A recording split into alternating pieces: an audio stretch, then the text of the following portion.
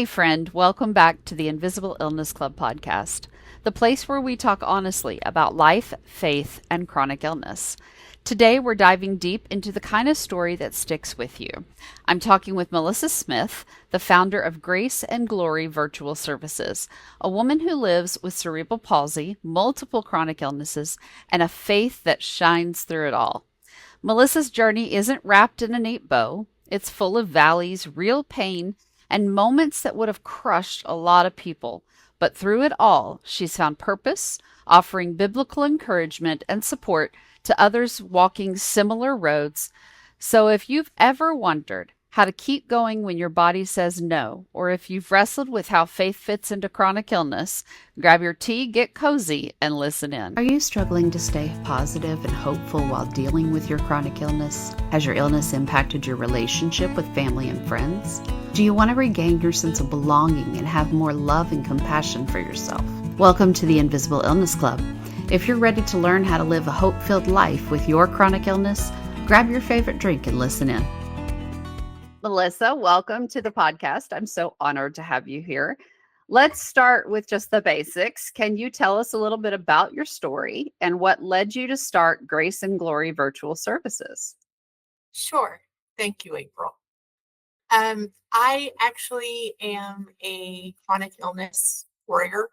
I was born with cerebral palsy, and I have numerous chronic health issues. And the Lord, through a series of events, He initially led me to virtual services, virtual assisting. And I had done a business prior, an online business prior, but it was services or product-based versus services. And it was a beautiful time of learning, growing, and I was able to take a lot of what I learned there and incorporate it into my business now and be more focused. With my background, I also had a background in administration. So I kind of blended all of those things together and made Grace and Glory services, virtual services, because the Lord really impressed on my heart the need for people who are like me, who may be doing the online business thing, and joining the world of online business, but also struggling with chronic illness, also struggling with things that kind of make it to where that doing the full steam ahead 24/7, camera worthy appearance all the time sort of thing that we're so driven as a society to do, it just wasn't going to work for me. Yeah. I knew that for myself. And I thought, well, if I'm that way, then I know that there's probably many other women out there who are also dealing with struggling with the family life, dynamics, the health side of things, and then also trying to run their businesses, trying to kind of put their best foot forward every day.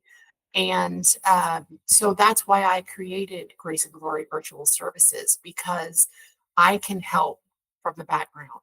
I can take the load off and give others a chance to be able to focus on their home needs if necessary, or the self-care that they need because their bodies, just saying, no, I'm not doing it today, sort of situation. And so that's why I offer the services that I do, which is group moderation, Facebook page moderation for businesses, online businesses. And then also I offer what I call renew and uplift sessions. And this is where the Lord really spoke to my heart. And He said that there are women who need someone to speak to. There are women who may not be able to go to the counselor, to the therapist, who don't have that outlet. And as a Christian professional and as a Christian woman, I desire to be able to help other women and be able to uplift them on their bad days. Yeah. Whether that's a bad day because it's business and something in their business didn't go right, or they're struggling with, the management of it all, kind of just overwhelmed. Mhm. And then also, I have a real heart for single moms, Christian single moms who are battling because my sister was a single mom for so long, and she really helped me see that there is a great need for Mhm. that support, for the ladies to know that they're not alone, that they don't walk alone. And it's not just the single ladies, but so many other Christian women who are in all walks of life, whether it's a college person who is overwhelmed by their studies, um, someone who is going through just a lot of family life dynamics and just needs that listening ear. um, Mhm. I offer the active listener sessions because of that, because sometimes people just need to be able to vent. They just need to have an outside perspective of somebody who can not only listen, but also cover them in prayer Mhm. and say, I realized you're just having a really horrible day. You're just having a really horrible week, but just know that you're not alone. Mhm. I'm here. The Lord is here always, even whenever it doesn't feel that way. As a person who is deeply driven by my emotions because I'm very empathetic, the Lord has blessed me with being an empath. And I'm very in tune to other people's feelings. Other people, like when I'm in a room with someone, I can sense when they are in need. There's been numerous times when I've been in a church service at my church, and I've just really, really seen and felt that someone had a need. And I've gone up to them and I've said, "Can I pray for you?" Mhm. And they'll just look at me and be like, "How did you know I was going through this? How did you know what?" And I was like, the Lord just let me know. He just told me that you were in need. And I'm not saying I'm a professional in any way. I don't profess to be a counselor, although I am looking into and I'm researching um, peer-to-peer counseling, uh, Mhm. because that is something that really speaks to my heart. And that is something that I'm hoping to maybe move into, or something similar, some background that's similar to that, just because I've been through so many different things, Mhm. from losing my parents and that, and knowing grief of all different types, um, including infertility and the grief that comes with that, and all of the different aspects, just a lot of pain, a life Mhm. of hardship. And I'm not saying I'm different than anybody else, but what I am saying is that my life experience, I want to use it for good. Yeah. You know, I want the Lord, and I believe that the Lord is leading me this way. I believe He is leading me to step out and reach out to others, let them know I do have this platform, and God gave it to me because He Mhm. wants me to reach out. He wants me to be there for those who don't have the ability to get the care that they need, who don't Mhm. have the ability to always have that circle of friends. There are many times where people move to new locations and they haven't found a church yet. Mhm. They don't have a church family. They don't have, they aren't surrounded by this group of friends, this group or community that they can rely on. So yeah, that's it. That's it. That's what the Lord has given me. And I'm just taking everything that He's taught me, and I desire to apply that and basically just help in any way that I can to be that light, to be that person that um, is there in the darkness, is there in the really hard days. Mhm. Um, and just to lift up, just to encourage, just to offer hope, that they're not alone. They don't walk alone, and they do have people out there that care. So Yeah. yeah, Well, it sounds like you are a very giving person. Um, Living with cerebral palsy and other conditions, if I'm not mistaken, like fibromyalgia, scoliosis, and the list goes on. right, yeah. How, like most of us, how do you keep yourself encouraged in the middle of giving so much to other people? Because sometimes we can give too much and we Right. drain ourselves. So how do you keep Yes. your spirit encouraged and your mental health good in the middle of all this? Well, I have a very, very, first of all, loving husband that the Lord has blessed me with. He he knows how to feed into me. He's a very um, funny person. God has given him the gift of humor, and he knows how to use it, and he knows how to. And so he's also willing to pray with me. Mm. We're prayer partners. And before my mother passed away, she was my prayer partner. And after my mother passed away, um, my husband kind of stepped into that role even more, because he understood how deeply I needed that. Mhm. And so we oftentimes I will confide in him that I'm just starting to feel overwhelmed. I'm starting to feel everything. Mhm. And we will just take time out of the day, even if it's like in the middle of something, we will pause and we will join hands and we will pray together. And we will just say, Lord, there's just a lot going on right now. Just be our Mhm. strength, give us that help that we need to keep going. Um, and I also surround myself with a lot of scripture.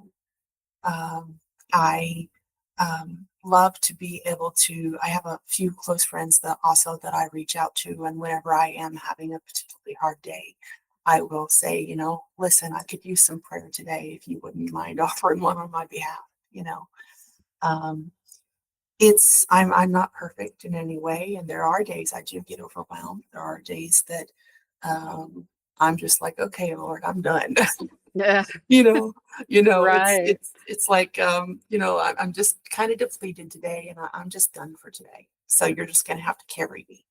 Yeah. And let me But tell you, he does. that's So true. Very much so. It yeah, sounds like community then is a huge part of your life and of being able to not just survive all of this, but to actually kind of thrive in it. definitely. Yeah, Good. that's why I say community is so important. And I Yes. think that's why I do have that desire to be there for others, because I have been in their Yeah. shoes. I have walked that road of loneliness. I have walked that road of no community, of no support. Mhm. And I've seen what it can do. And so that is why I do want to offer that. I want others to know that they're not alone, and Christian women specifically, because I think people have this misconception that if you're a Christian, you automatically have that community. Oh yeah. You automatically have, those ride or die friends. Yeah. And you don't. It has to be cultivated, it has to be created. And trust me, the Lord will send you that in time, but there are times when you don't have it. And, times in our lives when we go through the dry spells. And so that's why I really uh, desire to be that. I am not a professional, but I am a fellow believer, and Mhm. I am a person who has walked very difficult roads. And Mhm. so it's not somebody that's not speaking from experience, because I Yeah. have experienced, and I have gone through. And so I understand the pain, I understand the heartache, I understand the confusion. And so it's important to me that others know that they can find the community. They Yeah. can find the people to be there for them. And using resources is not a bad thing. Hmm. Um, there are times when people are given the impression that, like I said, if you're a Christian, that you shouldn't struggle with certain things. And I don't believe that at all. I believe the Lord helps us to find the help we need when Yeah. we seek Him for it, but we have to take that step to seek the help, you Yeah. know? Yeah. Well, he actually says in the word, basically promises that we will have bad times. Yes. And the whole point of this is to lean on him. He needs to be part of that support system. So a lot of people going through chronic illness, Mhm. they have grief from missing out on things, which I know you've probably been through as well. Not Absolutely. because, you don't care, but because your body just doesn't cooperate. You want to be at that thing, you want to hang out with your friends, but your body's not working with you on that. So, can you talk about how you've experienced that kind of grief before? Yes. Um, I think it's really kind of shown itself for me in like times whenever ladies from my church had events that they were going to, whether it be a women's ministry retreat, um, um, a thing where we were serving like teens, whether it be like teen camp, things like that, like opportunities to serve where I Hmm. literally did not have the capacity to bring my body to submit to that time. Right. You know, when you the thing about chronic illness is it requires you to have things around you to support yourself Hmm. through the situation. And there are many times where you go, if you commit to those opportunities, you're in a completely different environment. So you don't have all of the things around you that you would need to support you through your struggles with Right. chronic illness that you're dealing with. Certain ones are a little less. So you might be able to take, say, like an extra pillow or certain medications to help you with your pain or things like that. And that's why I do a lot, as you mentioned in your podcast, Hmm. where you do sections of time Hmm. and you section off times of doing things Yeah. because as a chronic illness warrior, realize that your body can only handle so much for so long. And Right. in order to be able to serve well, you have to be able to know your limits Hmm. and not push yourself past that. And some days, as we were talking about, some days that's not possible. Some days your Yeah. body says, no, this is not happening today. And there is a grief there Hmm. because you want to take part. You want to be a part of that community. You want to have fun. You want to encourage and be encouraged. Um, and I think that's why the online platform for me means so much because there are so many people that you can reach um, with your words and with your encouragement. And um, I can, with my services, I can reach people who are homebound, Hmm. no matter their age. People often Yeah. think of people who are seniors as being the only ones that are homebound, but that's not true.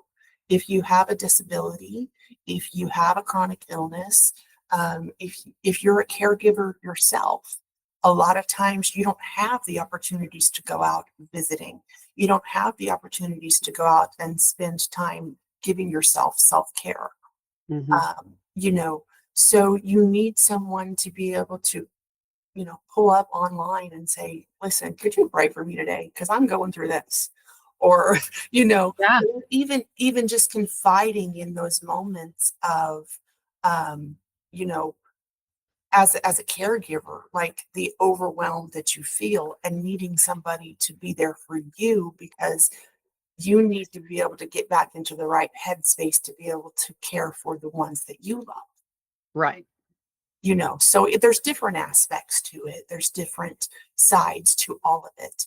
And then whenever it comes to women who are uh, online entrepreneurs, but maybe they don't have the chronic illness side, there can still be the mental aspect of Hmm. things, the drain, of just trying to manage it all.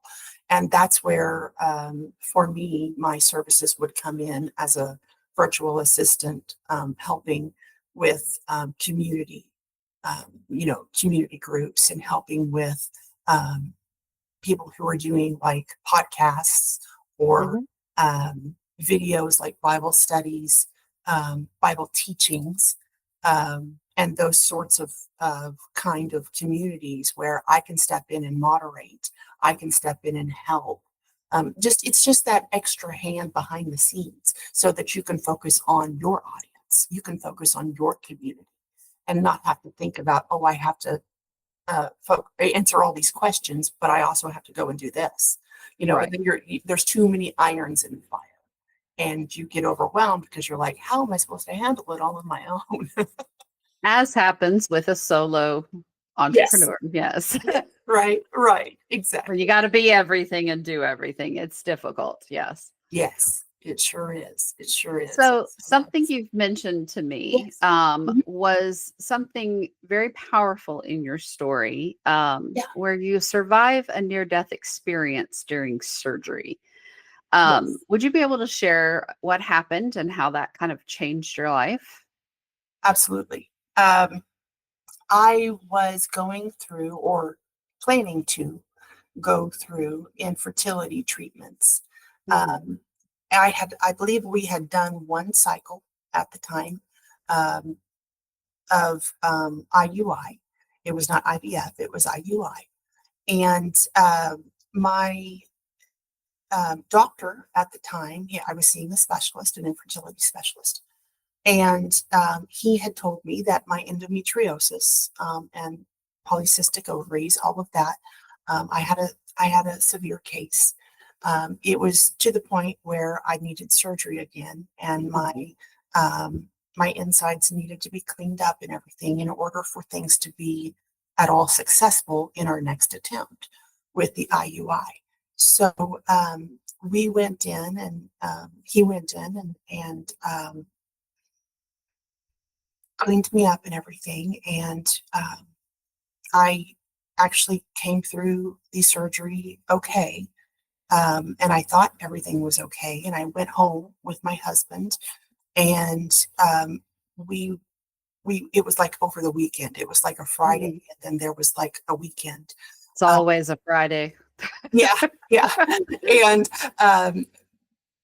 I went through that weekend, and I just was not improving. It was supposed to be a pretty quick bounce back. There was no, I was super lethargic. I had started to kind of just feel like I just wasn't regaining my energy. And I started kind of being, I guess, out of it, as it were. Hmm. My husband kept trying to get my attention as he was like, I was resting on the couch, and he could tell I was unfocused, that I wasn't, there was something wrong. Hmm. Um, and they had told him if she experiences any of this stuff, definitely get back to the emergency room.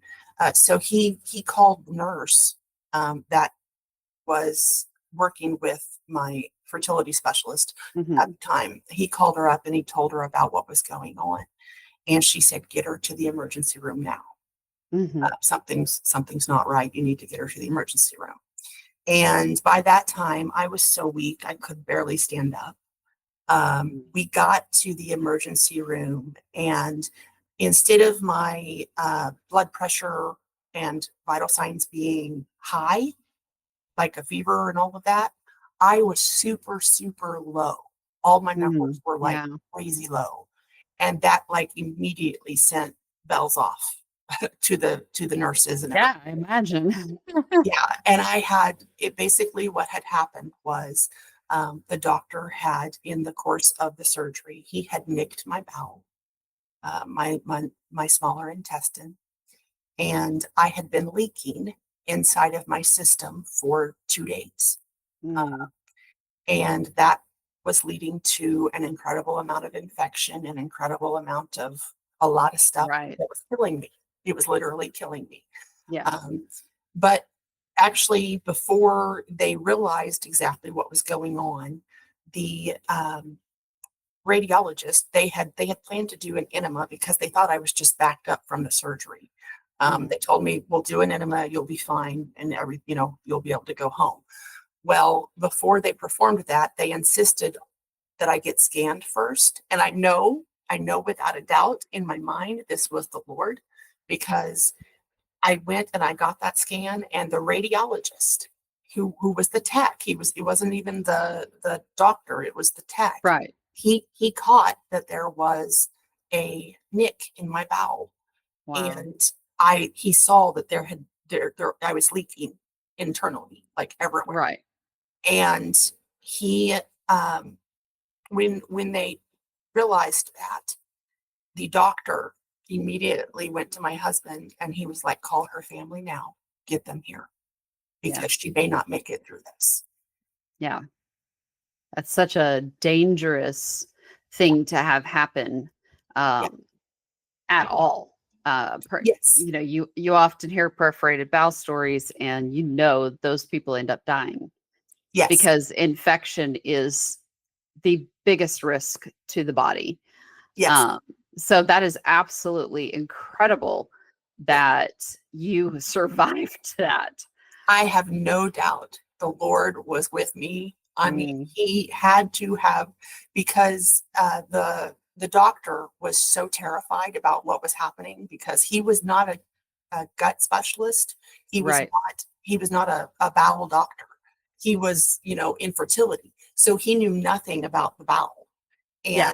And he had to call for assistance. Um, and he called to a bowel specialist, and that bowel specialist helped him to patch my bowel and Yeah. save my life. And I have no doubt that that was of the Lord, because um, he wasn't even at the actual hospital. They had to call him and have him Yeah. and be a part of the surgery as a team up. And I went through transfusion. I went through numerous hours of surgery. Hmm. And I ended up being in the ICU. I was in the ICU and hospital for a total of 10 days. I went through infection. I went through lots of like drug interaction, different things like that that happened during the time, because they were fighting so hard to heal the inside. Right. Right. And I had always been sensitive to medication, so I was having a lot of reactions to things, and also trying to heal all of the infection that was inside. Right. Um, and I just know that the Lord was in it, because He helped it not get to the point where I was completely septic. Yeah. And septic it means that it was completely infected inside, and there was You're nothing. pretty much dead at that point. Yes. Yes, yes, yes. Um, and anybody that has had any kind of bowel issue like that happen, they understand, or well, actually any kind of uh, nicking of any area, like an artery or anything, Yeah. they understand how dangerous that is. It truly Yes. is life threatening. And And it's rare that it happens, but it is yes, very, very yes, dangerous. yes. And I remember when I woke up, I was um, kind of in and out of it for quite a while.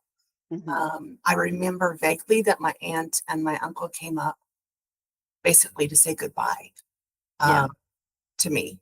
Um, and I remember them saying hello, and it's like this vague memory. Like I was Yeah. so out of it. I just remember barely like seeing their faces Right. and then going back under. And that fight um, was such a hard one. Probably one of Yeah. the hardest I've dealt with. And I was born with cerebral palsy. I had a brain tumor, a heart murmur. They did transfusions numerous times throughout my hospital stay when I was born because of I had extreme jaundice that was So life. you're just a walking miracle there. I mean, Well, to be honest, I was not supposed to walk or talk yeah. at Yeah, a all. lot of people with cerebral palsy don't. So Yeah, that's yeah. understandable. Um, I am on a cane, but it's actually due to my hip and things related to that, not the actual Right. cerebral palsy. So um, I've had 4 hip surgeries, and I finally this last year had a full hip replacement on my right side. So I've done a lot of different management of different illnesses, different Hmm. things, and I know what it is to fight. Yeah. I know what it is to fight with faith Yeah. That is because you that is cannot, absolutely amazing. yeah, you cannot face this, or at least I would not want to. Listen, okay, No. there may be somebody out there that has faced all that I have faced, but I would not want to do it without my Lord. I can't even imagine. I mean, I haven't been through near as many things as you have, and I can't even imagine dealing with what I deal with on a daily basis without God. I mean, it seems so difficult. I think about it sometimes. I'm like, good grief, I don't understand how people that don't have hope and joy in Christ Oh, are able to hold on and keep going, because I don't think yes. I'd be able to. Yeah. So Oh, that is, I have no doubt. I have no doubt. yeah, I went through quite a few things as a teen as well, and I went through a really dry spell with my faith during that yeah, time. And so I know what it feels that silence feels like. I right, know what that uh, kind of feeling like you're so far away from God, right, that and that's a silence I never want to feel again. yeah, yeah, I never want to know that again. And as that's why it's so important to me to feed my faith. yes, You know, you and I live in situations in which we have so much asked of us every yes. single day. And I know we're not the only ones, No, not at all. not just mentally, but physically, Hmm. emotionally, spiritually. It is a fight, but it is an Totally. effective fight. That's why it matters that you nourish your faith. That's why Right, it matters that you make sure that you talk to the Lord every day. You give it to God and you say, Lord, this is too much for me. right, Be my strength today. Give me exactly. the ability that I do not have right now. Yeah, You know, because there are days we don't. yes, yes, So you talked about something at the beginning that you offer, because you're a virtual assistant, so you offer quite a few yes, things. But one of the yes. things you spoke about was renew and uplift sessions, which is a really cool name. Can Thank you you. tell us what those are specifically and who they're for? Right. Of course. Basically, what I do is I offer renew and uplift sessions they're 30-minute sessions. They're $27. They're affordable because I want everyone that can to take me up on it Yeah. and be a part of it because everybody deserves encouragement. Yes. Everybody. Now, I do serve Christian women in all walks of life. I catered it to Christian women because that's where God called me. It's Yeah. not to say that men do not need it, men need it as well. It's just that I don't feel called to speak to men Right. Right. because that's not where the Lord has called me. Right. And so basically what it is it's a 30-minute session that is led by the person that will schedule the call. Hmm. And what I mean by that is I will um, be there and I will speak into their life and I will pray over them, whatever they want. But if it's an active listening session where they just want to call me up and they just want to unload about Hmm. what's going on in their life because it's just so much, I'm going to listen. Mhm. I I'm going think to this sit is the there. second time recently that I've heard active listening session. And Mm, I love that what happens as the world changes and as we all start to realize that mental health is important for us Gen Xers and mm, millennials that went, right. okay, maybe we should have been talking about this all along, is that we're creating we're creating businesses that will allow that to be dealt with. Absolutely. Active listening. And basically, for those listening, what an active listening session is someone on the other end of the line just literally listening to you and what you need to spill out. Um, that's all it is. It's not, a counseling session. It's not, That's a psychologist or anything like that. It's right. literally just someone who is willing and able to sit and listen to you drone on and on about whatever it is you need to say. Because sometimes I feel like I drone on and on and on, Oh, but goodness. sometimes I just need to get that out. And thankfully, I have a husband who just kind of sits there and listens. I know I annoy him sometimes, but he's very good about sitting and listening. If I say, look, I've just got to vent, I've got to get this out. So that's a really cool thing that you're offering. I think that's Thank you. very neat. You've walked through obviously tons of grief and trauma and illness and infertility and oh my goodness, but yet you pour out so much encouragement to other people. So for someone who is struggling right now, what do you want someone to hear today who feels like they're just barely holding on anymore? I understand how that feels. I know you think you're alone, Mm. but you're not. The Lord is with you in that darkness. He's in with you in that silence. And even if it's only just to speak his name, that's all it takes because he's sitting there with you. You may not be able to feel him. You may not be able to sense him, but don't let Satan feed you that lie. The Lord promises to go with us wherever we go. He promises to be there in the pain, in the heartache, in the absolute frustration when you just want to throw something across the wall or across the yard and say, that's it, I'm done. Mhm. But the Lord made you. He gave you your emotions. He gave you everything that you are, your mind, your heart, your soul, and everything that makes you you. He gave it to you. None of this surprises him. Mm. And I understand how hard it is to not want to blame in those moments. Like to put the blame on God and say, God, well, you allowed this, you did this to me, Mm. or you allowed this to happen. Why would you do that if you love me? He doesn't always give you the answers of why, Mhm.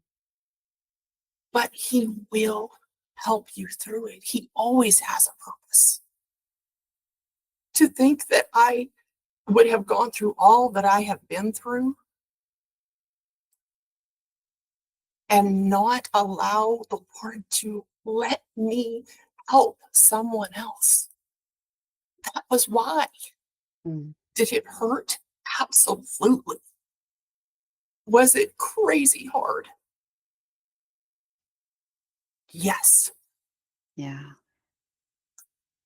But if I can take what I have been through and I can hold somebody's hand and say, listen to me, you are not alone. Mhm. I get it. I get it. And if I can bring a smile, if I can share a scripture and pray over them and say, you're not alone. You've got me and you've got Jesus. Mm. That's beautiful. That's, Absolutely. I'm sorry, that's just where my heart is. It's just, Oh, that's what they needed to hear then. Someone, one person, because I believe that if this podcast reaches one person, that's enough. yes. One person needed to hear what you just had to say. That's absolutely beautiful. All right, well, let's lighten this up just a little bit because I'm it's sorry. no. There is nothing wrong with going deep. I also don't want to end on a very deep note. I want to give That's a little right. lightheartedness. So what are a few things in your chronic illness comfort kit that help you get through the tough days? Oh, I am a tea drinker. Ah, Yeah, I love a good cup of tea, whether it's herbal tea or black tea. I love pillows. I love to surround myself, like get comfy and like a nice mhm. chair and just surround myself with pillows or even on my bed. Um, and then a comfort blanket. I always love like a blanket or a heating pad, those sorts Right. of things. And then I love audiobooks. Mhm. I'm an audiobook girl because I also have migraines. So audiobooks have over the last several years have become a real like mainstay for me. Mhm. Uh, so and I'm gonna show my geeky side here for just a second. I love like the Lord of the Rings. Oh, Uh, yeah. yeah, the books and I'm actually I've gotten to the point where like at night I want to like throw that on. They have it on like YouTube and different places, and I'll throw it on and I'll listen like throughout the night just to like calm me down, put me in like a really nice space of just relaxation. Yeah. And yeah, it's just it's to me it's about audiobooks or my favorite show. I also love like baking and cooking and things like that, so I love like baking shows and those sorts of things. The Great Okay, British wait. Bake Off is a favorite. Have you seen Nailed It? I haven't. Oh my gosh, that is one of my absolute favorite baking shows. They take a bunch of people who are not good at baking. Okay, they might be great at cooking, but they're not great at baking. Yeah. And so it's like moms, grandmas, young people. It's like all kinds of people. And the host on the show is absolutely hilarious. Her comedic timing is perfect. Mhm. And so they show them this wonderful thing baked by a pastry chef, and it should just be beautiful. And then they have to recreate it. And since you love cooking shows, I'm going to recommend that to you because it is the funniest thing I have ever seen. And it's a good little chuckle, like at the end of the night. So Yeah. it might Yeah. be a good one for you. Yeah. I'll definitely have to check that out. Thank you. Yeah. Well, before we wrap up, how can people connect with you, learn more about you and about Grace and Glory? I almost had that backwards. Grace and Glory Virtual Services. You can find me on Facebook. It's facebook.com/Grace and Glory VS. Or you can go to my website at graceandgloryvs.com. Or you can reach me. I'm also on LinkedIn. So it's LinkedIn/Grace and Glory VS.com.